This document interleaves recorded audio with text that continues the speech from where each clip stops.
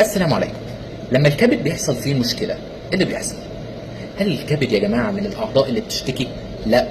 الكبد ما بيتكلمش، لا يصدر أصواتا، ما بيشتكيش. الكبد حرفيا زي الحصن الصامت، ولو وقع انت اللي بتقع معاه. لكن ربنا سبحانه وتعالى حط حارس أمين قدامه. الحارس ده اسمه القولون. القولون ده هو اللي بيديك أول صفارة إنذار. زي إيه؟ الانتفاخ، الغازات، المغص، الحموضة، التجشؤ، وجع في جنبك اليمين.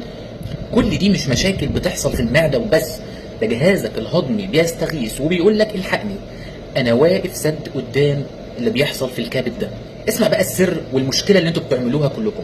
انت أول ما بتطنش الأصوات دي وتبدأ تسكت القولون بالأدوية والمسكنات والمشروبات الجاهزة، انت حرفيا بتكسر جرس الانذار اللي ربنا خلقه لك. وساعتها الضرب هيكون مباشرة على الكبد. والكبد يا جماعة ملوش صوت، لكن بيبتدي يرد عليك بأعراض وحاجات ولكن تقيلة شوية، زي دهون الكبد، تضخم في الكبد، ارتفاع في الكوليسترول، سكر من النوع الثاني، تليف في الكبد، تشمع على الكبد. وكل مرحلة منهم أسوأ من اللي قبلها بالترتيب اللي أنا قلته ده. وكلها بتيجي وانت فاكر نفسك تمام، ولكن انت مش تمام خالص. المشكلة ان الكبد ما بيقعش فجأة، بيمشي في تسلسل زمني كده، ولكن تسلسل زمني خطير شوية دهون بسيطة. بتعرف ده ان عندك شوية دهون بسيطة فتطنش، بعد كده الدهون دي تبقى اكتر وتتضخم، بعد كده تلاقي ارتفاع في نسبة الدهون في الدم، بعد كده تحصل تليف وتشمع. كل ده وانت قاعد تقول لنفسك ده انا كنت زمان القولون تعبني، دلوقتي الحمد لله ما عادش بيتعبني ومش بحس بيه. دي مش نعمة، دي كارثة. دي معناها ان الحارس اتكتم والمجرم حرفيا بقى قدام الحصن على طول. الحل مش في دواء يا جماعة، الحل ان انت توقف اللي بيأذي الكبد من الاساس.